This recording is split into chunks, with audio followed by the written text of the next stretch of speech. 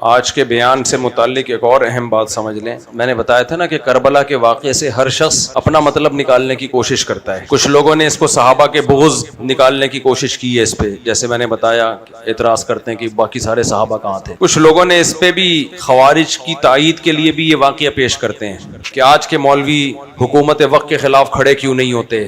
سیدنا حسین تو کربلا کے میدان میں کھڑے ہوئے اور پھر بغاوت کے فضائل سنانا شروع کر دیتے ہیں کہ ریاست کے خلاف نکلو, بغاوت کرو. سیدنا حسین رضی اللہ تعالی عنہ بغاوت کے لیے نہیں نکلے تھے. بغاوت کا مطلب مسلح لڑائی, صرف اور صرف تفتیش احوال کے لیے آپ کا سفر تھا, عراق کا تفتیش احوال کے لیے, بغاوت کے لیے نہیں تھا. اس کی سب سے بڑی دلیل یہ کہ کوئی بھی شخص جو لڑائی کے لیے نکلے وہ خواتین اور بچوں کے ساتھ کبھی بھی ٹریول نہیں کرتا, جبکہ کربلا میں سیدنا حسین رضی اللہ تعالیٰ عنہ کے ساتھ پاک دامن اہل بیت کی باپردہ مستورات اور بچے بھی موجود تھے. اسی وجہ سے ہم کہتے ہیں کہ سیدنا حسین کا قتل انتہائی مظلومانہ تھا. اس کی مظلومیت اس وجہ سے بڑھ گئی ہے کہ آپ کی نیت لڑائی کی نہیں تھی, بغاوت کی نہیں تھی. تو اس لیے آج ملک میں بہت سے لوگ دھماکے کر رہے ہیں, بہت سے لوگ اسٹیٹ کے باغی بنے ہوئے ہیں اور لیبل لگاتے ہیں کہ حضرت حسین نے بھی تو یہ سب کچھ کیا تھا. حضرت حسین نے یہ سب کچھ نہیں کیا تھا جو آپ کر رہے ہیں. ملک میں بدامنی پھیلانا, اسٹیٹ کے خلاف دھماکہ, ہاں احتجاج کرنے کا حق سب کو ہے. اسٹیٹ کے خلاف اگر اسٹیٹ کوئی ظلم کر رہی ہے, کس نے منع کیا احتجاج کرنے سے؟ اور یہ لوگ احتجاج بھی نہیں کرتے. اس لیے ٹی وی پہ جو کچھ اسکالرز آ کے بڑی بڑی باتیں کر رہے ہیں نا, ایک اسکالر نے کہا موسیٰ علیہ السلام بھی تو فرعون کے مقابلے میں آئے تھے, تو یہ مولوی لوگ کیوں نہیں آتے؟ موسیٰ علیہ السلام فرعون کے محل میں جا کے فرعون کو نصیحت کی تھی آپ نے, تلوار لے کے نہیں گئے تھے فرعون کے دربار میں سر قلم کرنے کے لیے اور دھماکے کرنے کے لیے. تو علماء تو یہ کام بھی کر رہے ہوتے ہیں, حکمرانوں سے ملتے ہیں, ان کو سمجھا بھی رہے ہوتے ہیں, اور یہ لوگ وہ کام بھی نہیں کر رہے جو حضرت موسیٰ نے کیا تھا, اور پیکج وہ دے رہے ہیں جو حضرت موسیٰ نے نہیں کیا. امت کو پیکج وہ دے رہے ہیں جو موسیٰ علیہ السلام نے کیا ہی نہیں ہے, اور کام اتنا بھی نہیں کر رہے جتنا موسیٰ علیہ السلام نے کیا تھا. کبھی ان ٹی وی والے اسکالر سے پوچھو کہ کبھی کسی ایک حاکم, وزیر اعظم, صدر, آرمی چیف, کسی کے پاس گئے ہو اسے سمجھانے کے لیے؟ یہاں بیٹھ کے یہ بڑے بنے ہوئے ہوتے ہیں, منہ کے فائر پھینک رہے ہوتے ہیں لمبی لمبی, اور برا بلا کہہ رہے ہوتے ہیں ہمیں.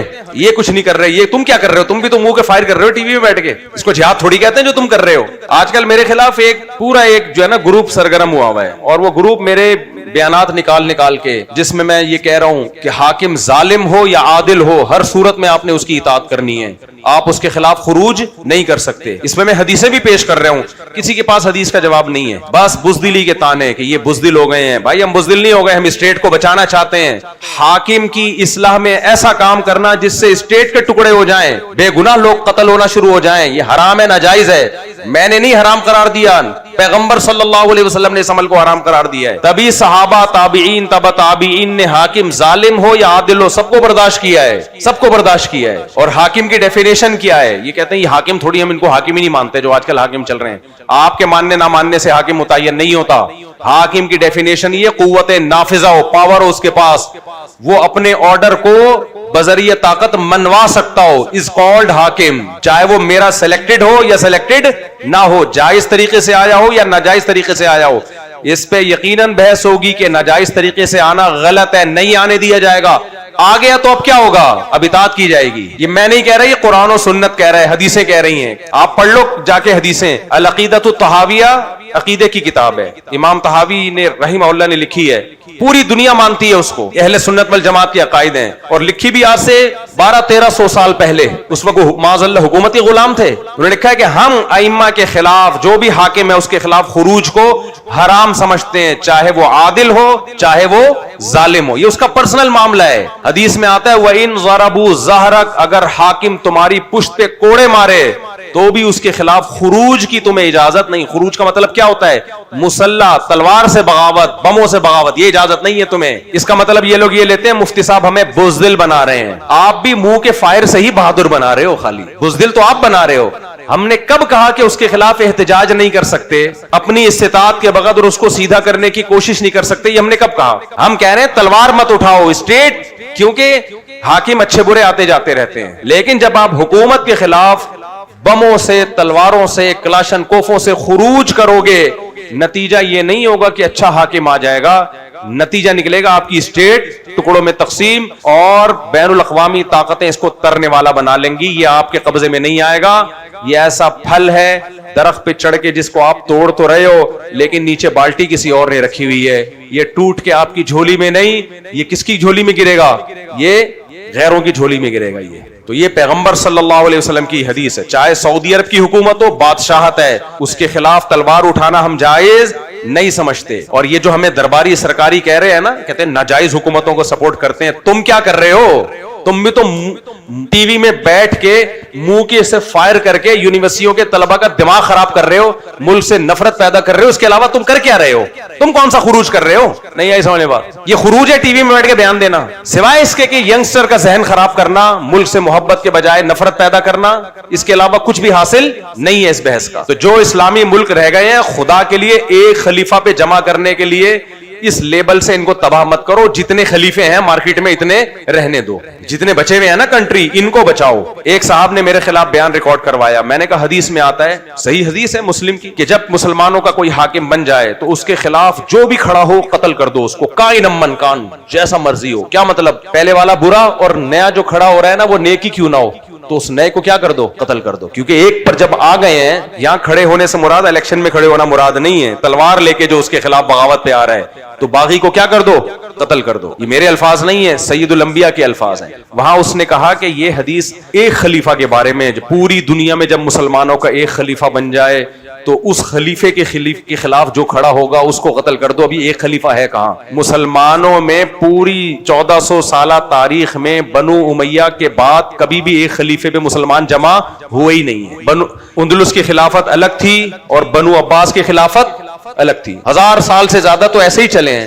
مغل بادشاہوں کی حکومت الگ تھی. کسی نے فتویٰ نہیں دیا کہ مغل بادشاہوں کے خلاف بغاوت کرو تاکہ یہ اندلس وہ بنو عباس اور یہ جو ہماری پرانی خلافتیں چلی آ رہی ہیں, خلافت عثمانیہ تھی نا, اس کے پہ جمع. خود خلیفہ عثمانیہ نے ایسے فتویٰ نہیں دیا. اس لیے کہ علماء نے لکھا ہے کہ جب مسلمان دنیا بھر میں پھیل گئے تو ان کا ایک خلیفہ پہ جمع ہونا عملی طور پر ناممکن ہے. پریکٹیکلی ممکن نہیں ہے. یہ پریکٹیکلی یہ ممکن نہیں ہے کیونکہ اتنا دور دور تک ایک خلیفہ پہ اتنی بڑی خلافت قائم ہو, یہ کیسے ممکن ہے؟ تو اگر مختلف خلیفے بھی ہو سکتے ہیں, مختلف جگہوں پہ مختلف حکومتیں بھی ہیں تو ٹھیک ہے. علامہ شوکانی رحمہ اللہ نے لکھی یہ بات, اور بہت سارے علماء نے, کہ اب یہ نہیں ہوگا کہ ایک علاقے میں دوسری حکومت ہے تو ان سب بادشاہوں کے خلاف تلوار اٹھا کے آپ سب کو قتل کر دو اور ایک پہ لے آؤ. وہ ایک ہوگا کون؟ اس پہ لا سکو گے نہیں لا سکو گے, وہی ایجنٹ انقلاب کسی بیرونی ادارے کا, یہ فیصلہ کرے گا کون؟ اور اپنی اسٹیٹ کو جب ختم کرو گے وہ ہو جائے گی کمزور. تو بجائے ایک پہ آنے کے یا دو ملک مل کے ایک بن جائیں, یہ کمزور ہوئی, پتہ چلا یہاں بھی کوئی اور اسٹیٹ نے آ کے قبضہ کر لیا, کسی غیر مسلم اسٹیٹ نے. تو اس لیے جتنے اسلامی کنٹری رہ گئے ہیں ان کو متحد کرنے کی کوشش ضرور کریں, ایک بلاک بنائیں, متحد ہو جائیں, محبت سے رہیں, لیکن زبردستی ان کو ایک بادشاہ ایک امیر کے تحت لانے کی کوشش, تلوار کی طاقت سے کرنے کی کوشش کی تو یہ ایک خلیفہ نہیں آئے گا. یہ اگر ابھی 50 خلیفے ہیں تو یہ 50,000 خلیفے ہو جائیں گے مارکیٹ میں. سمجھ میں آ رہی ہے بات؟ یہ وہی بات ہے جو میں اہل حدیثوں سے کہتا ہوں کہ 4 فقہ ہے نا, یہ کہتے ہیں قرآن حدیث کے نام پہ ایک کرو, یہ 4000 ہو جائیں گے, ایک نہیں ہوں گے. کیونکہ اہل حدیثوں میں ہر شخص کا ایک الگ فقہ ہے, ہر اہل حدیث ایک امام ہے اپنے مسلک کا, وہ دوسرے کی بات نہیں مانتا, اس سے فتویٰ لو وہ اس کی بات نہیں مانے گا. تبھی آپ نے ٹیلی ویژن, میں اہل حدیث کو اہل سنت والجماعت میں داخل سمجھتا ہوں, اتنا کچھ مخالف بولنے کے باوجود بھی. یہ مطلب نہیں ہے کہ وہ بھی جہنمی ہے, لیکن جس ٹریک پہ وہ لے کے چل رہے ہیں نا امت کو متحد کرنے کے, وہ متحد کرنے کا ٹریک سوٹیبل نہیں ہے, اس سے متحد نہیں ہوں گے, ٹوٹتے چلے جا رہے ہیں. متحد وہی ہوں گے جو 1400 سال سے جو طریقہ چلا آ رہا ہے کہ چاروں ائمہ برحق ہیں, چاروں میں سے کسی ایک کو فالو کرو بس. اب تحقیق کے نام پہ نئے نئے مجتہد مارکیٹ میں لانے کی کوشش مت کرو. تبھی آپ نے دیکھا ہوگا ٹی وی میں کبھی 2 اہل حدیث عالم ایک ساتھ نہیں بیٹھتے, کیونکہ اگر ڈیبیٹ ہوگی نا دونوں کا رائے الگ الگ ہوگی. 2 بریلوی بیٹھ جائیں گے, 4 دیوبندی بیٹھ جائیں گے, 2 اہل حدیث کبھی نہیں آئیں گے. اہل حدیث کا ایک ہی نمائندہ آئے گا, کیونکہ وہیں 20 مسائل ایسے ہیں, وہ اہل حدیث کچھ اور کہے گا, وہ کچھ اور, وہ کچھ اور, تو یہ امت 4 کے بجائے 4000 فرقوں میں تقسیم ہو جائے گی. تو ایسے ہی جو کہہ رہے ہیں نا ساری دنیا میں مسلمانوں کا ایک خلیفہ ہونا چاہیے, آج کل یہ تحریکیں یونیورسٹیوں میں چل رہی ہیں, ہم یہ ختم کریں گے بادشاہی نظام اور الیکشن والا نظام, ایک خلیفہ آئے گا, ایک خلیفہ. اس ایک خلیفہ کے چکر میں اپنے ملک میں دھماکے, اپنے ملک کی نفرت لوگوں کے دلوں میں, ہم نے ان ظالموں سے جان چھڑانی ہے, ایک خلیفہ. بھائی چھڑاؤ, الیکشن کے ذریعے چھڑانے کی کوشش کرو, جو طریقہ مارکیٹ میں چل رہا ہے. آپ کہہ سکتے ہو ہم جمہوریت کو فروغ دیں, جمہوریت میں لعنت بھیجتا ہوں 100 دفعہ, میں نہیں مانتا, لیکن پریکٹیکلی آپ کے پاس اس کے علاوہ کوئی آپشن ہے ہی نہیں. دیکھو ایک مجھے مثال دو, ایک آدمی کو زنا کا خطرہ ہے, اس کے لیے لڑکی میسر ہے, اہل کتاب, عیسائی لڑکی ہے, کرسچن لڑکی ہے, نہیں نکاح کرتا تو اور کوئی رشتہ اس کے لیے اویلیبل ہے ہی نہیں, 20 سال تک چانس ہے کہ نہیں ہوگا. اب وہ کہہ رہے ہیں میں اسی کرسچن لڑکی سے کر لیتا ہوں, زنا سے تو بچوں گا, گھر تو بنے گا, میرا اولاد تو ہوگی. آپ کہہ رہے یار کرسچینٹی کو تم اسلام پہ ترغیب دے رہے ہو, مسلم لڑکی کو چھوڑ کے کرسچن سے کر رہے ہو. وہ کہے گا بھائی میرے پاس اس کے علاوہ اور کچھ اویلیبل ہے ہی نہیں, تو میں کیا کروں؟ میں ترجیح تھوڑی دے رہا ہوں اسلام پہ کسی کرسچن کو, میرے پاس اس کے علاوہ کوئی آپشن ہے ہی نہیں. تو شریعت کہتی ہے some thing is better than nothing. آپ کے ملک میں آپ کے پاس جمہوری طرز کے علاوہ کسی کو سلیکشن کرنے کا آپشن ہے ہی نہیں. جب نہیں ہے تو پھر یہ بحث کے جمہوریت کفر ہے یا فلانا ہے ڈمکانا, یہ بیکار کی باتیں ہیں, ٹائم ویسٹنگ ہے اور کچھ بھی نہیں ہے. آپ اس نظام کو تبدیل ہی نہیں کر سکتے. آپ کے پاس ہے کیا؟ ہاں ٹی وی میں بیٹھ کے تبدیل کر سکتے ہو, جو یہ لوگ کر رہے ہیں. ٹی وی میں بیٹھ کے جمہوریت کفر ہے, ہم یہ نظام لائیں گے, ہم یہ نظام لائیں گے. ایک تحریک ہے دنیا میں خلافت کی تحریک, پوری دنیا میں خلافت کی تحریک, اور وہ ہمارا اور آپ پر محنت نہیں کرتی, وہ اسلامی ملکوں کے فوجیوں پہ محنت کر رہے ہیں وہ لوگ, اور یونیورسٹیوں کے اپر لیول کے لوگوں پہ محنت کر رہے ہیں. آپ کی ایک کریم تیار ہوتی ہے یونیورسٹیوں میں جو ملک کی خدمت کرے گی, ملک کو ترقی دے گی. فوج میں کریم تیار ہوتی ہے جو فوج ملک کے لیے لڑے گی. اس کریم پہ محنت کر رہے ہیں کہ بغاوت کرو اور پاکستان میں خلافت لے کے آؤ, مصر میں خلافت لے کے آؤ, عراق میں خلافت, یہ سارے اسلامی ملکوں میں, سعودی عرب میں بھی شاید ہو. آپ کو پتہ ہے اس خلافت کی تحریک کا مرکز کہاں ہے؟ برطانیہ میں, جو ہماری خلافت کا گلا گھوٹنے والا تھا. ان نوجوانوں سے میں کہتا ہوں خدا کے بندو تم غلط استعمال ہو رہے ہو. کہتے ہیں نہیں قرآن میں خلافت کا نہیں ہے, ہمیں حکم نہیں ہے خلیفہ ہونا چاہیے. تو میں جواب میں کہتا ہوں کہ تمہاری ہم جو قرآن میں یہ بھی تو ہے جو بس میں ہے وہ کرو, جو آپ کے بس میں ہے. موسیٰ علیہ السلام کے بس میں نہیں تھا فرعون کی حکومت کا خاتمہ کر دینا, ان کے بس میں تھا زبانی دعوت دینا, انہوں نے دی. خاتمہ کس نے کیا؟ اللہ نے. معجزے دکھائے اللہ نے. آپ کے بس میں جو ہے آپ وہ کریں, معجزے کس پہ چھوڑ دیں؟ آپ اللہ پہ چھوڑ دیں, وہ اللہ کرے گا, وہ آپ کرنے کی کوشش نہ کریں. آپ 313 کا بدر میں 1000 سے مقابلہ یہ نبی کے ارادے سے نہیں ہوا, یہ ایک اتفاقی واقعہ تھا. معجزے کس نے دکھائے اس میں؟ اللہ نے. اللہ نے معجزے دکھائے ہیں اس میں, ورنہ حکم نہیں ہے کہ 313,000 سے جا کے لڑیں, یہ آرڈر نہیں ہے, یہ ایک اتفاقی لڑائی تھی. تو اب یونیورسٹیوں میں اور آج کل ایسے سوشل میڈیا پہ اسکالرز آ رہے ہیں, ہمیں بھی درباری سرکاری بول رہے ہیں کہ بغاوت کے خلاف ہیں یہ لوگ, خروج کے خلاف ہیں یہ لوگ, اور بزدل ہیں. تم سب سے بڑے بزدل ہو, اس لیے تم صرف کلپ بناتے ہو بیٹھ کے, اور دھیلا بھی کچھ نہیں کرتے. تم نکلو باہر, کچھ کرو تاکہ تمہیں اٹھائے اور تمہاری چمڑی ادھیڑے, جس طرح تمہارے ماننے والوں کی چمڑیاں ادھیڑتے ہیں وہ لوگ جن کو تم بیوقوف بناتے ہو. ان کی خود کی چمڑی کبھی نہیں ادھڑتی. ہوتا یہ کہ ایجنسیاں ٹریس کر رہی ہوتی ہیں, ان کو اٹھاتی ہیں, آپ اور کتنے خلیفے تیرے کو چاہیے مزید بتا.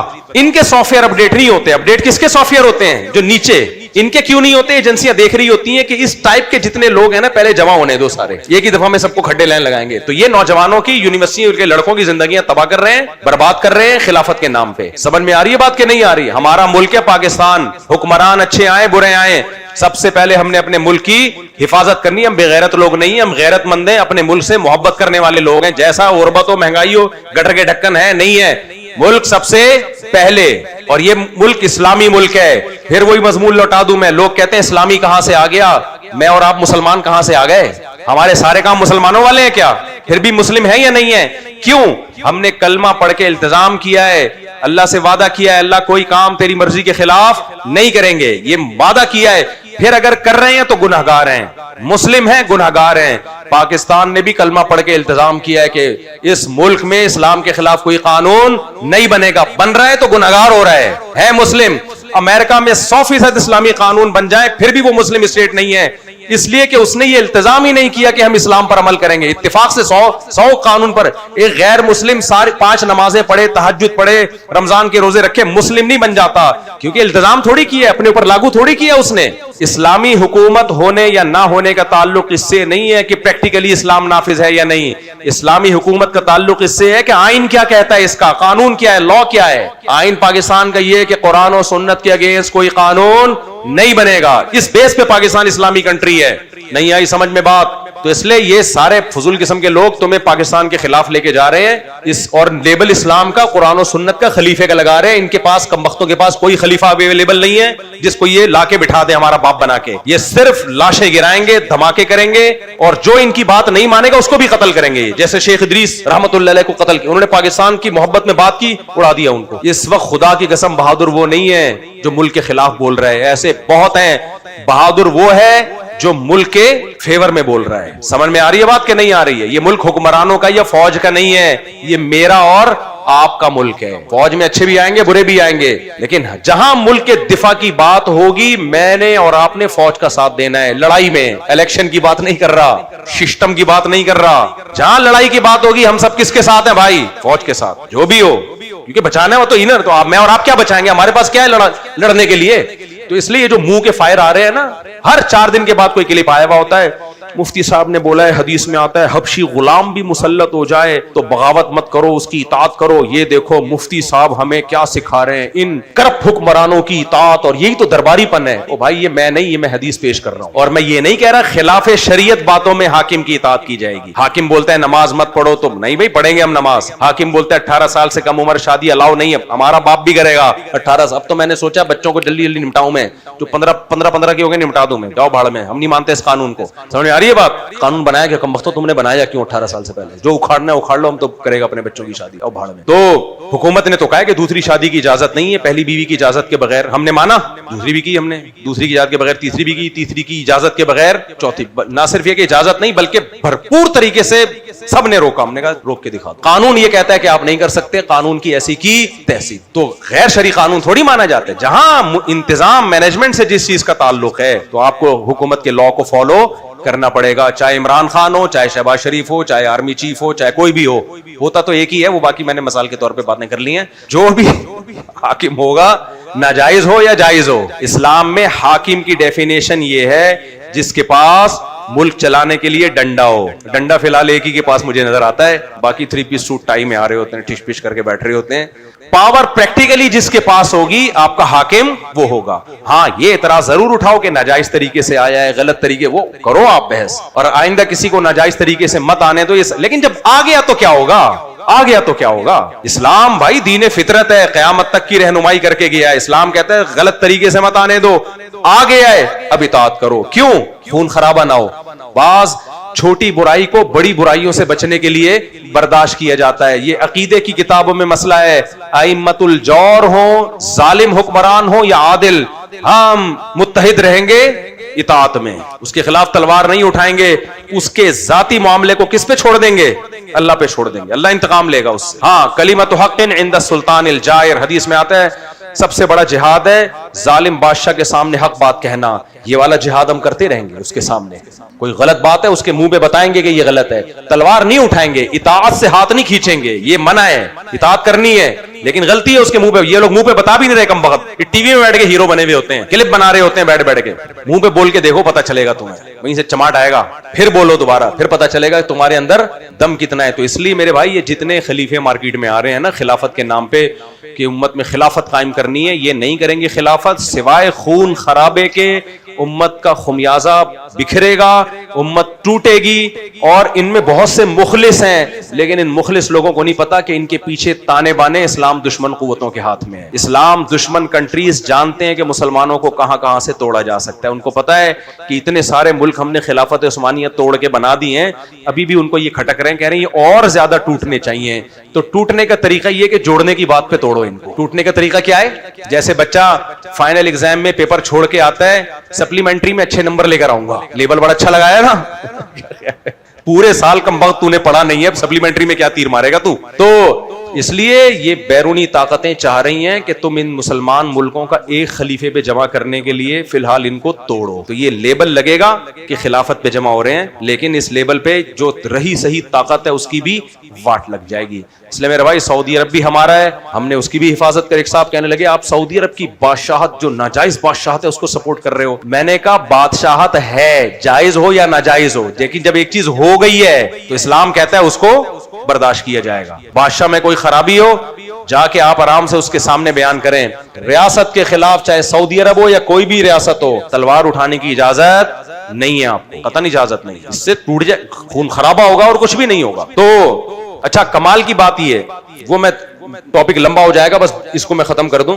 یہ یاد رکھنا کہ بنو امیہ کے خلاف جب بنو عباس کی بغاوت ہوئی تھی نا, تو اس کے بدلے میں بنو امیہ کی حکومت اندلس میں قائم ہو گئی تھی. اس وقت کتنے خلیفہ تھے ٹوٹل؟ یہ بات میں کر رہا ہوں گا 1100-1200 سال پرانی. 1200 سال سے ایک خلیفہ اب تک نہیں ہوا ہے مسلمانوں کا. بڑے بڑے خطوں پہ حکومتیں رہی ہیں, سمجھ میں آ رہی ہے بات؟ تو جب 1200 سال سے نہیں رہا, تم ابھی بلا وجہ کی خلیفے پہ کیوں لا رہے ہو؟ خلافت عثمانیہ تھی, وہ بھی بہت بڑے حصے پہ, لیکن مغلوں کی حکومت ہندوستان میں مسلمانوں کی حکومت الگ تھی, وہ اس خلافت کے تحت نہیں تھی. اس کو برداشت کیا امت نے, کوئی بات نہیں یار, بنگلہ دیش, برما, پاکستان, انڈیا, اس پر ایک حاکم ہے, کوئی بات نہیں. ترکی میں دوسرا حاکم ہے, کوئی بات نہیں. ویلیو اس کو دی گئی ہے, تم نافذ کیا کر رہے ہو؟ اسلام نافذ کر رہے ہو تو دو الگ الگ خلیفے بھی کر لے, کوئی بات نہیں. تو یہ جو حدیث میں آتا ہے نا کہ ایک خلیفے پہ جب لوگ جمع ہو جائیں, تو مطلب کسی علاقے میں, کسی کنٹری میں, تو جب کسی کنٹری میں کسی شخص کے پاس پاور آئے گی کہ وہ پوری کنٹری پہ اس کا جو ہے قوت نافذہ ہوگی, تو اس کنٹری میں اس کے خلاف بغاوت جائز نہیں ہے. یہ پوری دنیا کی بات نہیں ہو رہی ہے.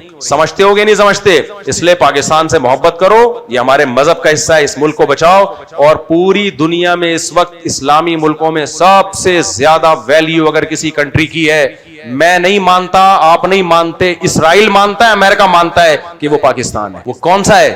پاکستان. دنیا مانتی, لیکن جن کے دماغوں میں منفیت کا گوبر بھرا ہوا ہے نا, ابھی دیکھو پاکستان مذاکرات کروا رہا ہے, پوری دنیا سلوٹ کر رہی ہے.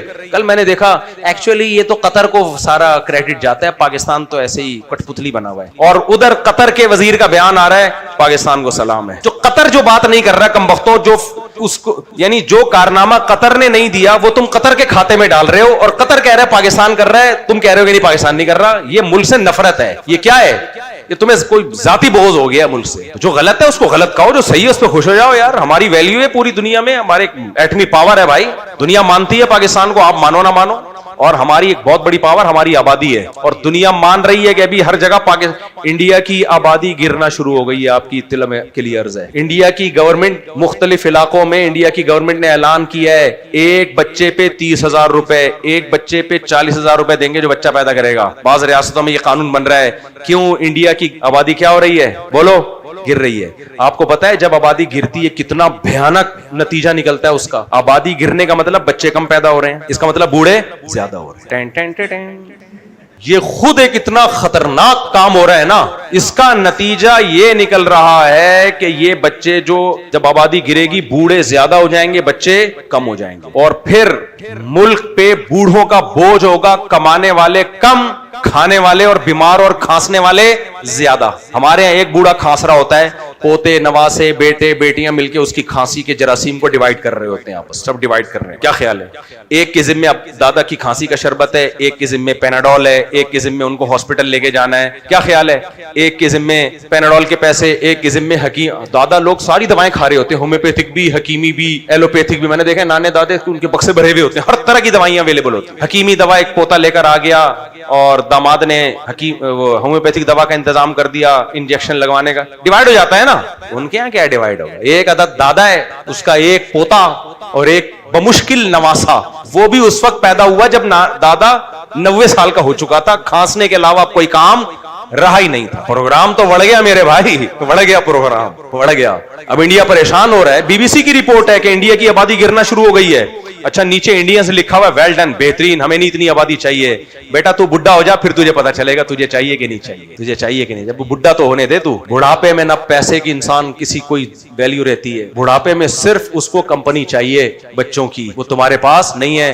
جرمنی میں میرا ایک دوست ہے, میرا ایک شاگرد ہے, کہتا ہے میں جرمنی میں میرا ارادہ تھا موو کر جاؤں, وہاں پڑھنے کے لیے گیا, بہت اچھا کنٹری ہے. کہہ رہا ہے ایک منظر میں نے اپنی آنکھوں سے دیکھا, اس کے بعد میں نے کہا اپنی فیملی کو لے کے یہاں کبھی بھی نہیں آؤں گا. فیملی کو لے کے. میرا شاگرد ہے, ابھی بحریہ ٹاؤن میں شفٹ ہو گیا. میں نے کہا کیا منظر دیکھا؟ کہہ رہے میں نے ایک پڑھی لکھی بڈیا دیکھی, ایجوکیٹڈ. یقیناً سارے پڑھے لکھے ہوتے ہیں, ہمارے جیسے جاہل تھوڑی ہوتے ہیں وہاں مولوی. لوگ مجھے کہہ رہے تھے کہ اس کے اتنے بچے ہیں, مولوی بنائے گا سب بچوں کو, اور کیا بنائے گا؟ کاش سارے بچے مولوی بن جائیں یار, ہماری تو تمنا ہے, اللہ کرے سارے ہی مولوی بن جائیں. سبحان اللہ, یہ تو ہمارے لیے فخر کی بات ہے یار. ہمیں تو ڈر لگ رہا ہے پتہ نہیں کون کیا کیا بنے گا. خیر, تو تو وہ کہہ رہا ہے میں نے وہاں جرمنی میں ایک ایجوکیٹڈ بڑھیا کو دیکھا, ساری ایجوکیٹڈ ہی ہوتی ہیں اپنے دور کی, کوئی بڑی رہی ہوں گی. وہ بڑھیا کی واکر میں ایک بچی, پوتی نواسی ہوگی, گرینڈ ڈاٹر, کہہ رہے ہیں میں نے وہاں, میں نے بھی دیکھا, یہ صرف اس نے نہیں دیکھا, بڑھیوں کے پاس کوئی کمپنی دینے کے لیے نہیں بیٹھا ہوتا. وہاں بڑھیاں ہوتی ہیں بال کٹا کے نا, چھوٹے چھوٹے اتنے اتنے بال, جیسے محمد جمشید کے بال دیکھیں کبھی آپ نے, کیونکہ بال بنانے والا کوئی نہیں ہوتا. ہمارے یہاں تو سارا دن پوتیاں, نواسیاں, بہویں, دادیوں کے سر میں جومیں تلاش کر رہی ہوتی ہیں بیٹھ کے. غیبتیں سننے کے لیے الگ بچے ہوتے ہیں, کیا خیال ہے, فساد کے لیے الگ ہوتے ہیں. یہ سب دادی کو ہر قسم کا مال مارکیٹ میں اویلیبل ہوتا ہے, لاڑ پیار کے لیے الگ بچے ہوتے ہیں. اب کہتا ہے کہ میں وہاں, ویسی ان ملکوں میں نا بوڑھی عورت کتے کے ساتھ ہی ہوتی ہے اور کوئی لفٹ نہیں کراتا ہوں, اولاد ولاد سب ٹاٹا بائے بائے, اولاد ہوتی نہیں ہے, وہ ایک آدھ ہوتی ہے وہ بھی ٹاٹا بائے بائے. انتہائی زہریلا بڑھاپا, خطرناک کا لفظ ہلکا ہے, زہریلا بڑھاپا ہے ان لوگوں کا. آپ کسی بوڑھی کے ساتھ بیٹھ جائیں, 2 منٹ بات کریں, باغ باغ ہو جاتی ہے وہ, مجھے کسی نے لفٹ کرائی. تو کہتا ہے میں نے ایک بڑھیا کو دیکھا کہ پوتی کو لے کے واکر میں پارک میں ٹہل رہی ہے, مجھے بڑا اچھا لگا, چلو کسی بڑھیا کی گود میں بچہ تو دیکھا. ابھی ایک انڈین سائنٹسٹ ہے یا کون ہے, اسکالر ہے, مجھے نہیں پتا, اس نے بتایا کہ باقاعدہ دماغ پہ ریسرچ ہوئی ہے کہ جو بوڑھی عورتیں, نانیاں, دادیاں کو اپنے پوتوں کو دیکھ کے ان کے دماغ میں کیا ریئیکشن ہوتا ہے, بڑا اچھا ریئیکشن ہوتا ہے, دماغ ان کا باغ باغ, دل ان کا باغ باغ ہو جاتا ہے. تو فطرت سے تھوڑی آپ لڑ سکتے ہو. کہہ رہے میں نے دیکھا واکر میں لے کے نواسی کو لے کے گھوم رہی ہے, اپنی پوتی یا نواسی کو. مجھے بڑا اچھا لگا یار, کسی بڑھیا کی گود میں کوئی بچہ نظر آیا انٹرٹینمنٹ کے لیے, اس کو انٹرٹین کرنے کے لیے. جب میں گیا ہوں تو وہ ڈال تھی, ربڑ کی گڑیا تھی, جو کسی نے اس بڑھیا کو پکڑا دی کہ تھوڑا سا تیرا ٹائم پاس ہو جائے. عقل مند تھے, کہتے ہیں میں نے کہا پڑھوں گا ہاں میرا بڑھاپا نہیں ہوگا, بوڑھا ہو کے وہیں مروں گا میں پاکستان میں. سمجھ میں نہیں آ رہی بات؟ تو اس لیے میں انڈین سے کہتا ہوں, تم جو نیچے کمنٹس کر رہے تھے نا بی بی سی کی رپورٹ پہ کہ آبادی گر رہی ہے, اچھا ہے, اتنے بچوں کا کیا کرنا ہے, اچھا ہے بیٹا, جب تم تھوڑے سے ایڈڈ ہو جاؤ تمہیں پتا چلے گا تم نے اپنے پاؤں پہ خود ہی کلہاڑی مار دی ہے. سمجھ میں آ رہی بات؟ پھر تم بولو گے کاش مفتی طارق مسعود کی طرح ہمارے 20 یا 19.5 یا 19.25 کاش ہمارے بھی اتنے ہوتے, کاش ہمارے. کھلانے والا کون ہے؟ اللہ. لوگ کہتے ہیں مولوی چندے کے, میرے کوئی چندہ وندہ نہیں کھاتا. میں نہیں کہہ رہا میں بہت نیک ہوں, لیکن میرا دامن اللہ کے فضل سے, بڑی بات نہیں کر رہا, پیسوں کے معاملے میں اللہ نے الحمدللہ بالکل 100% پاک رکھا ہے الحمدللہ. جو میرے ساتھ اٹھنے بیٹھنے والے ہیں ان کو پتا ہے میرے بارے میں سب کچھ ہو سکتا ہوں, پیسوں میں کرپٹ الحمدللہ نہیں ہو سکتا. اللہ بڑے دعوے سے بچائے, اللہ آئندہ بھی حفاظت کرے. پیسوں کے معاملے میں 1 روپے میرے ذمے کسی کا نہیں ہے. لوگوں کے ذمے میرے پیسے ہو سکتے ہیں, میرے ذمے نہیں ہے. میں تو جامع رشید میں جب پڑھاتا تھا نا, جو مجھے ابھی بھی پڑھاتا ہوں, جو تنخواہ ملتی تھی نا, اس تنخواہ میں کچھ پیسے اس لیے جامع میں جمع کراتا تھا کہ میری تنخواہ میں کوئی حرام نہ شامل ہو گیا ہو, کچھ حرام نہ شامل ہو گیا. کیا مطلب؟ پڑھائی کے علاوہ باتیں کر لی ادھر ادھر, لیٹ آ گئے, کچھ اس طرح کا کوئی ناجائز نہ ہو گیا ہو. تو وہ میں اور ہمارے حضرت تو ایسے خاندانی, جتنی تنخواہیں حضرت نے مدرسوں میں جہاں جہاں پڑھا کے لی تھی, جب حضرت کا بزنس چلا ہے, جب حضرت کی زمینوں سے پیسہ آیا ہے, وہ ساری تنخواہیں مدرسوں کو حضرت نے واپس کر دی. ہم نے جن اکابر کی جوتیاں سیدھی کی ہیں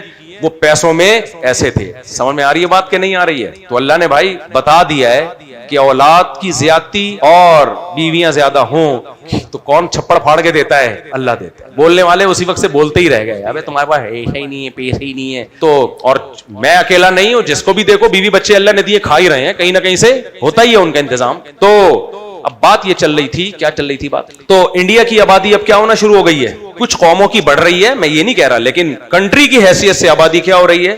گر رہی ہے. تو آبادی گرنے سے کیا ہوگا میرے بھائی؟ بڈھے زیادہ ہو جائیں گے اور جوان کم, اور ساری پاور. تو پاکستان اس لیے بھی کھٹک رہا ہے کہ پاکستان کی آبادی الحمدللہ بڑھ رہی ہے. اور جب سے میں نے یہ فساد پھیلانا شروع کیا ہے, جو غیر مسلموں کی نظر میں فساد ہے, آبادی کی سپیڈ کی ایسی کی تیسی ہو, اور آپ لوگ ساتھ دو, اس میں بڑھاؤ.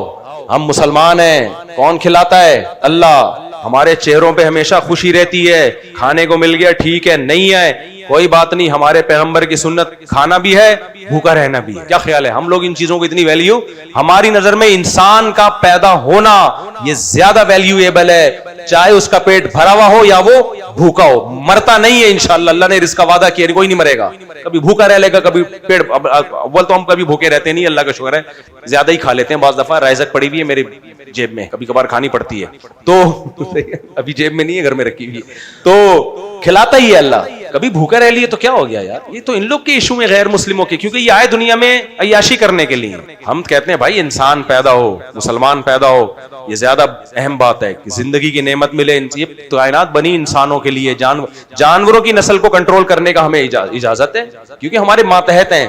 ہم نسلوں کو کنٹرول, ہماری کون کنٹرول کرے گا؟ اللہ. اس پہ چھوڑ دو, جتنے اس نے پیدا کرنے دو. جانور ہمارے غلام بنائے ہیں, ہم ان کو کریں گے, ہم پر نہیں ہوگا, ہم پر اللہ ہے.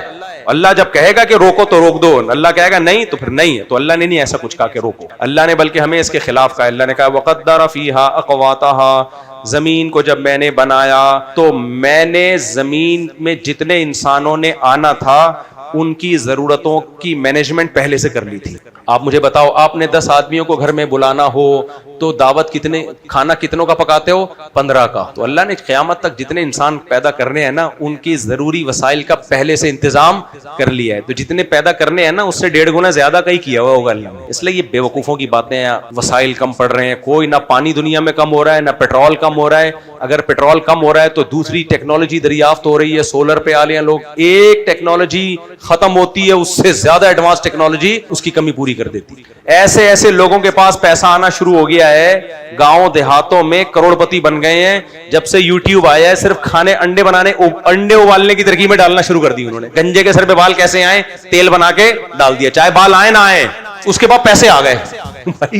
یرزقہ من حیث لا یحتسب, اللہ کہتے ہیں وہاں سے روزی دوں گا جہاں سے کسی کا گمان بھی نہیں ہوگا, تصور بھی نہیں ہوگا, وہاں سے روزی دوں گا. کوئی سوچ سکتا تھا کہاں سے پیسہ آتا ہے بھائی؟ کوئی پتہ نہیں ہے. چھوڑ دو اللہ پہ, کھلانے والا بھی اللہ, پلانے والا بھی اللہ. یہ لوگ تو مانتے نہیں اللہ کو, تو ان کو کرنے دو. انہوں نے اپنے پاؤں پہ, اب جرمنی اتنا پریشان ہے, فرانس اتنا پریشان ہے, ناروے اتنا, 20 لاکھ روپے ناروے میں ایک بچے کو, پاکستانی 20 لاکھ, آج سے 4-5 سال پہلے. ناروے کہتا ہے کہ ایک بچہ پیدا کرو کتنے پیسے ملیں گے؟ انڈیا 40,000 دے رہا ہے. نیچے لوگوں نے لکھے ہوئے ہیں ابے 40,000 میں بچے پالیں گے کیا؟ 40,000 میں بچوں کو پڑھائیں گے ہم؟ پاگل سمجھا ہوا ہے گورنمنٹ نے ہمیں. انڈیا کہے گا میں 40 لاکھ تو دینے سے رہا, یہی کہے گا نا. ناروے میں 5 سال پہلے 20 لاکھ, اس کا مطلب آج کل پاکستانی 30 لاکھ. ایک بچہ پیدا کرو, ناروے کہتے ہیں 30 لاکھ دوں گا. ایسا نہ ہو آپ سب ناروے پہنچ جائیں. وہ کہتے ہیں وہاں کے نیشنل, کہہ رہے ہیں ہم نے اپنی قوم کو بڑھانا ہے, دوسروں کی قوموں کو نہیں. کہہ رہے ہیں ہماری قوم, ان کی قوم کہہ رہی ہے تو 30 لاکھ نہیں 30 کروڑ بھی دے گا, ہم نہیں پیدا کریں گے. کیونکہ عورتوں کو جب ایک دفعہ یہ بتا دیا جائے نا بچہ پیدا کرنا تمہاری صحت کے لیے نقصان دہ, ایک عذاب ہے, پھر وہ نہیں آتی اس پہ. اب ان کا دماغ خراب ہو چکا ہے, کہیں گے ہمیں نہیں چاہیے, 30 کروڑ بھی دے دو, نہیں چاہیے. اس لیے قرآن نے عورت کو پہلے سے ہی بتا دیا یہب لمن یشاء, یہ اولاد نعمت ہے, یہ عذاب نہیں ہے. نعمت تو جتنی زیادہ ہو اچھا ہے. کیا خیال ہے؟ تو ہماری جو مسلمان عورت کو تو یہ بتایا بھائی یہ تو اللہ کی نعمت ہے, تمہاری خوشیاں ہیں. خدا کی قسم عورت کے لیے بچے سے بڑی کائنات میں کوئی نعمت نہیں. اپنی بیوی کو دیکھا کرو, اپنے بچوں کو دیکھ کے کیسے خوش ہوتی ہے. وہ تمہیں بھی لفٹ اس لیے کرا رہی ہے کہ اس کے بچے کے باپ ہو تم. ہماری جو تھوڑی سی عزت گھروں میں ہو رہی ہے نا, اس چکر میں ہو رہی ہے. ہم لوگ اپنے بیگموں کے بچوں کے کیا ہیں, باپ ہیں. نہیں ہوتے نا تو دیکھتے ہمارا حشر کیا ہوتا. کالیا آگے چلو, زیادہ ہو گئی, آگے چلتے ہیں میرے بھائی. یوٹیوب پر نرسری کے بچوں میں کارٹون کے ساتھ یویم بنانا چاہ رہا ہوں. کیا ہے بھائی؟ پویم بنانا چاہ رہا ہوں. نرسری کے بچوں کے لیے کارٹون کے ساتھ پویم بنا لیں یار, اس میں کوئی حرج نہیں. مفتی صاحب میں شادی ہونے تو بچے وسائل کی کمی ہے, اپنی ذاتی شادی کی ضرورت ہے. میں بہت ڈپریشن میں ہوں. بات ان کی یہ ہے کہ غریب آدمی ہیں, دوسری شادی کرنا چاہتے ہیں, نہ گھر دینے کے لیے بیوی کو, نہ خرچیں دینے کے لیے, کچھ بھی نہیں ہے بیچارے کے پاس, صرف جذبے اور امنگیں. آپ مشورہ دیجئے میں کیا کروں. آپ دوسری شادی کریں لیکن کوئی رشتہ دے گا نہیں آپ کو. بھائی اسلام میں ہر ایک کے لیے دعوت ہے. غریب کو بھی حکم ہے کرو بھائی, تم کر سکتے ہو تو کر لو, لیکن سوال پیدا ہوتا ہے آپ کو دے گا کون, یہ ہے. تو آپ کریں, آپ 4 کریں, لیکن مسئلہ سب سے پہلے یہ ہے کہ جہاں بھیجو گے بولیں گے بھائی کہاں رکھے گا, تو ان کو تو یہ شریعت نے رائٹ دیا ہے. دیکھو عجیب بات ہے, اللہ نے مرد کو حکم دیا غریب ہو تو بھی کرو. کیسے زبردست تعلیم ہے. تم ٹرائی کرتے رہو, ہو سکتا ہے کوئی تم سے بھی زیادہ غریب ہو, لیکن عورت کو حکم دیا کوئی نکاح کا پیغام بھیجے تو دیکھ لو کہ تمہاری مالی حیثیت کے حساب سے افورڈ بھی کر سکتا ہے. نہیں, قرآن میں آتا ہے فقیر ہوگے اللہ اپنے فضل سے غنی کر دے گا, نکاح کرو. لیکن عورت کو کیا حکم ہے؟ ایک صحابیہ نبی کے پاس آئیں, یا رسول اللہ حضرت معاویہ نے نکاح کا پیغام بھیجا ہے. آپ نے فرمایا سعلوک اللہ مال لہ, معاویہ غریب آدمی ہے, اس کے پاس پیسہ نہیں ہے, دیکھ لو گزارا کر لو گی. تو ان کا مطلب یہ تھا نہیں بھائی نہیں کرنا. ایک صحابی انہوں نے کہا کہ یا رسول اللہ ابو الجہم عرب کے سردار ہیں, انہوں نے بھی نکاح کا پیغام بھیجا ہے. آپ نے فرمایا لا یضع عصاہ عن عاتقہ, ہر وقت کوڑا ان کے کندھے پہ لٹکا رہتا ہے, یعنی مار کٹائی والے, طبیعت میں شدت ہے. تو انہوں نے پھر نہیں کیا وہاں, کس سے کروں؟ آپ نے فرمایا زید، اسامہ بن زید حب رسول اللہ، جو آپ کے منہ بولے بیٹے تھے۔ تو اس سے بھی پتہ چلتا ہے کہ رشتے کراتے ہوئے غیبت بھی جائز ہے۔ اگر کسی میں کوئی عیب ہو، آپ سے کوئی مشورہ لے رہا ہے تو بتا دینا چاہیے۔ آپ جس سے یہاں نکاح کا پیغام بھیجا ہے سٹے لگاتا ہے، وہ احتیاط کریں، تو یہ غیبت نہیں کہلاتی۔ تو نبی نے بتا دیا کہ وہ شدت ہے ان کے، عورتوں پہ بہت سخت ہیں وہ، اور حضرت معاویہ کے بارے میں بتایا سب کچھ ہے لیکن پیسے نہیں ہیں۔ تو اس لیے اگر کوئی لڑکی کسی رشتے کا انکار کرے پیسے نہ ہونے کی بیس پہ، اس میں کوئی حرج ہے نہیں۔ لوگ اس پہ بہت سیخ پا ہو جاتے ہیں، مجھے آ کے کہہ رہے ہوتے ہیں اسلام میں تو پیسے کی کوئی ویلیو نہیں ہے۔ میں نے کہا تیرے بیٹی کے لیے جب تیرا رشتہ آئے گا نا، تو بھی اس کو کہنا کہ پیسے بالکل بھی نہیں ہے، یہ لے جا، کوئی بات رکھے گا کہاں، فٹ پاتھ پہ، کوئی بات نہیں، بندہ شریف ہونا چاہیے بس۔ بھائی بندہ بھی شریف ہو تبھی تو شریعت میں کفو ہے، لڑکی کا نکاح اس کے اسٹینڈرڈ کا ہوگا۔ یہ نہیں ہو سکتا کہ آپ بالکل کسی لو کوالٹی کے گھر میں رہتے ہیں اور پیغام بھیج رہے ہیں 1000 گز کے بنگلے میں ڈیفینس میں کہ مجھے وہاں شادی کرنی ہے۔ ایک بھنگی سے کسی نے پوچھا تو شادی کیوں نہیں کرتا؟ اس نے کہا بادشاہ کی بیٹی سے کروں گا، میرا معیار بہت اونچا ہے۔ اس نے کہا بادشاہ تجھے اپنی بیٹی دے گا کیوں؟ کہہ رہا ہے دے دے گا، آدھا کام ہو گیا آدھا رہ گیا۔ بڑا حیران ہوا یار آدھا کام بھی کیسے ہو گیا؟ اس نے کہا ادھر سے ہاں ہو گئی ہے، ادھر سے قبول کا انتظار ہے۔ ہاں تو ہو گئی ہے، آدھا کام ہو گیا ہے، آدھا۔ اللہ مدیالوی صاحب واقعہ کربلا پر ریسرچ پر کچھ کلمات، موجودہ ریسرچ پر کچھ کلمات، میں نے ان کا بیان سنا نہیں ہے لیکن اتنی بات ہے عطا اللہ بندیالوی صاحب بہت بڑے عالم ہیں اور اللہ نے ان سے دین کی بہت خدمت لی ہے۔ اگر آپ کو ان کی کربلا کی تحقیق سے اختلاف ہے تو آپ علمی انداز میں بیان کر دیں۔ ایک تاریخی واقعہ ہے نا، تاریخی واقعے میں کوئی کچھ طرح سے بیان کرے گا، کوئی کسی اور طریقے سے، اس میں اتنا ایگریسو کیوں ہو جاتے ہیں؟ بات اصل میں یہ۔ میرا نام عمر فاروق ہے، میں مبارک پور سے ہوں۔ میرا سوال یہ ہے کہ میں لڑکی سے شادی کرنا چاہتا ہوں۔ الحمدللہ، لڑکی سے شادی کرنا چاہتے ہیں۔ آپ کو یہاں اس بات کا اندازہ نہیں ہے، باہر ملکوں میں جب کوئی کہتا ہے نا میں لڑکی سے، تو لوگ کہتے ہیں اچھا اس کا مطلب ہے کہ یہ وہ نہیں ہے، گے نہیں ہے۔ ویری گڈ، زندہ باد۔ تو یہ بڑی بات ہے یہاں، باہر ملکوں میں ایسا نہیں ہے۔ وہاں بیٹا باپ سے پوچھ رہا ہوتا ہے تیرے لیے جو میں لے کر آؤں، ہمارے یہاں تو بہو آئے گی نا، بیٹے کے لیے کیا آئے گی؟ اپنے لیے بہو آئے گی، بیٹا ہے تو، اور بیٹی ہے تو کیا آئے گا؟ داماد۔ وہاں گورا کنفیوز ہوتا ہے کہ جو تو لایا ہے کمبخت، اس کو میں بہو بولوں کہ داماد بولوں؟ اور بیٹی جو لے کر آتی ہے انگریز بول رہا ہوتا ہے یہ اس کو کیا، تو کیا ہے، اس کو میں بہو بولوں کہ داماد؟ بڑے کنفیوز ہو گئے وہ لوگ۔ یہ تو اسلام کی برکت ہے، ہم لوگ ہی اور شی میں فرق کرتے ہیں الحمدللہ۔ جو ہی مکمل ہی ہے، ہمارے یہاں تو ہی 4 گنا ہی ہوتا ہے، وہ تو ہی زبردست قسم کا ہی ہوتا ہے الحمدللہ۔ میرا عمر فاروق، ایک لڑکی سے شادی کرنا چاہتا ہوں، اس کا باپ راضی نہیں ہے، کوئی حل نہیں ہے، باپ کو راضی کرو۔ میں لڑکیوں کو بھگانے کا بالکل قائل نہیں ہوں، بہت سائیڈ افیکٹ ہے اس کی، لڑکیاں کی بھی زندگی برباد ہوتی ہے اس سے۔ جتنے لوگ کم بخت لڑکیوں کو بھگاتے ہیں نا، یہ پھر چھوڑتے ہیں بعد میں، اور لڑکیاں بیوقوف بن کے بھاگتی ہیں۔ وفا کر رہا ہے، کوئی وفا نہیں کرتا، مرد ٹھرکی ہوتا ہے، اور اس عمر کے مرد جو بھگا رہے ہوتے ہیں 20 سال 25 سال کے لونڈے، ان کی ٹھڑک دماغ پہ سوار ہوتی ہے، لڑکیوں کو بھگاتے ہیں، جب اپنی خواہش پوری کر لیتے ہیں پھر ان کو وہی لڑکیاں بوجھ لگتی ہیں۔ وہ لڑکی نہ اپنے باپ کے لائق رہتی ہے اور نہ سسرال کے لائق، اور پوری زندگی اس پہ دھبا ہوتا ہے سسرال میں بھی کہ گھر سے بھاگی ہوئی ہے۔ اور جب اس کی اولاد ہوگی، بیٹی گھر سے بھاگے گی تو یہ کیسے روکے گی اس کو؟ بیٹی تم گھر سے کیوں بھاگی؟ امی آپ نہیں بھاگی ہوتی تو میں پیدا ہوتی، تو میں اس لیے بھاگ رہی ہوں کہ اور بھی میری جیسی مارکیٹ میں آئے۔ اس کو کس بیس پہ روکو گے؟ اپنی ہونے والی بیٹی کو۔ اس لیے یہ ٹھیک نہیں ہے۔ ہاں کوئی لڑکی ایجڈ ہو، طلاق یافتہ ہو، بیوہ ہو، اس پہ ظلم ہو رہا ہے، میچور ہے، پھر وہ کورٹ میرج کرے، پھر ٹھیک ہے، لیکن وہ بھی بھاگے نہیں جا کے کہاں عدالت کا سہارا لے۔ نو عمر لڑکیاں، 20 سال کی، 22 سال کی لڑکیاں اممیچور، ان کو بھگا کے شادیاں۔ اور یہ میں آج سے نہیں کہہ رہا، میں 20 سال سے کہہ رہا ہوں۔ یہ بات لوگ کہتے ہیں کچھ چیزیں ان کے سامنے آئی ہیں، تجربے سے سیکھے۔ بھائی ہم 20 سال سے یہی بات کر رہے ہیں، لڑکیوں کو بھگانا ٹھیک نہیں ہے، اور لڑکیوں کے ماں باپ کو چاہیے بھاگنے سے پہلے خود ہی انسان کے بچوں کی طرح شادی کر دو اس کی۔ یہ کرتے کیا ہے ماں باپ؟ پہلے اس کا بوائے فرینڈ بننے دیتے ہیں یونیورسٹی میں، پھر جب وہ شادی کی بات کرتی ہے تو پرمپرا، غیرت، ہماری غیرت نہیں ہے، تمہاری غیرت نے یہ برداشت کر لیا، ادھر بیٹھی ہوئی ہے جمشید کے ساتھ، اور جب شادی کی بات کر رہی ہے تو پھر تم بے غیرت بنے ہوئے ہو، وہاں غیرت کے نعرے لگا رہے ہو۔ یہ تو غلط ہے نا۔ یا تو بھیجتے نہیں، بھیجتے تو لڑکیوں کے کالج میں بھیجتے، اور اگر لڑکوں میں ہی بھیجنا تھا تو نگرانی کرتے۔ اب جب تیر کمان سے نکل گیا ہے تو پھر مشورہ یہی ہے، جہاں کہہ رہی ہے انسان کے بچوں کی طرح اس کی شادی کر دو۔ میں لڑکیوں کے بھگانے کا قائل نہیں ہوں، لیکن ماں باپ کو یہ ضرور کہتا ہوں جہاں وہ کہہ رہی ہے وہاں اس کی شادی کرو، روکو نہیں اس کو۔ میری ہمشیرہ کی خصوصی دعا فرمائے اللہ تعالیٰ ان کی تمام پریشانیاں دور کرے، دل سے دعا ہے جی اللہ تعالیٰ آپ کی ہمشیرہ کی تمام پریشانیاں دور کرے۔ کچھ مذہبی لوگ کہتے ہیں کہ حق نواز جنگوی جیسے بہادر علماء کی وجہ سے شیعہ سنی کا فرق پتہ چلا، ورنہ ہمارے اکثر علماء کی حکمت عملی خاموشی میں شیعہ سنی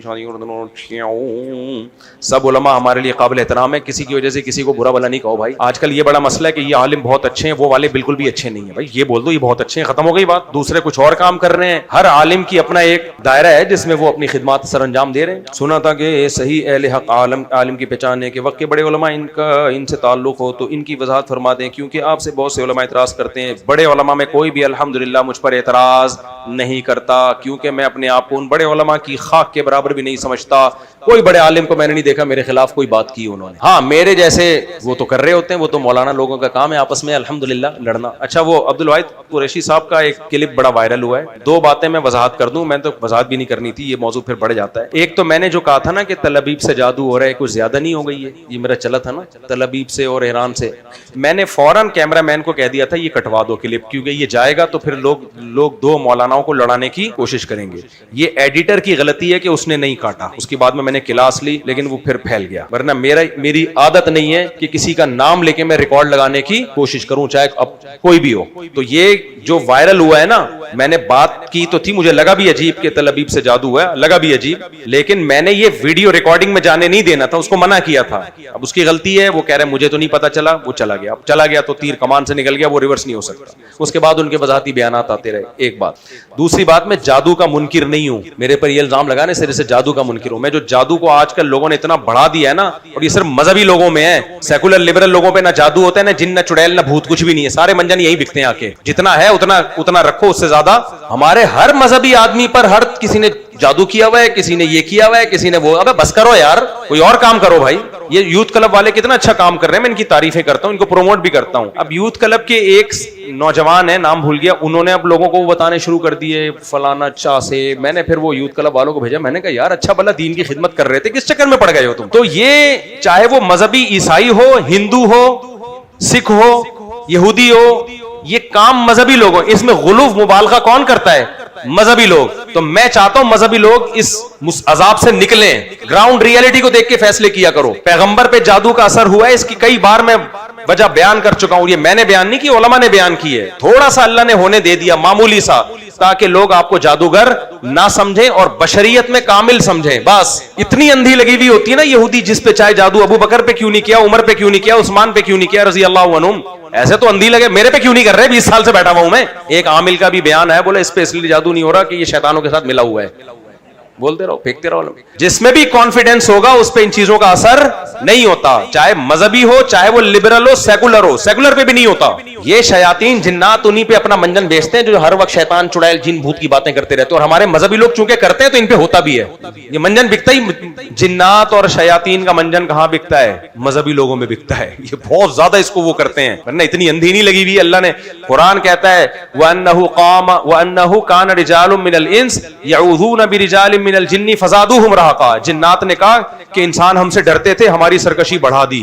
یہ تو انسان ان کو لفٹ کرا رہا ہے تو ان کی سرکشی بڑھ رہی ہے، لفٹ ہی نہیں کراؤ کچھ بھی نہیں ہوگا۔ کتنے لوگوں پہ جن آتا تھا، میں نے کہا بھائی رکھ کے چماٹ دو، کہہ رہے اس کے بعد سے الحمدللہ نہیں آیا۔ کیوں لفٹ کرا رہے ہو یار پاگل کے بچوں؟ سورہ فلق سورہ ناس پڑھو، رات کو دم کرو، بس ختم، کافی ہے ہمارے لیے اتنا۔ یہ عاملوں کی دکانیں چلتی ہیں ان چیزوں سے، اور یہ مذہبی لوگوں میں بہت زیادہ ہے، یہ تھوڑا نہیں ہے۔ ایک مولوی صاحب تقریریں کرتے تھے، میں نے پیش گوئی کی تھی ان کا گلا بند ہو جائے گا 4 دنوں کے بعد، دیکھنا جس طرح سے یہ گلا پھاڑتے ہیں نا، کسی کائنات میں ایسا گلا مارکیٹ میں پیدا ہی نہیں ہوا ہے جو اتنا بولے اور بیٹھے نہیں۔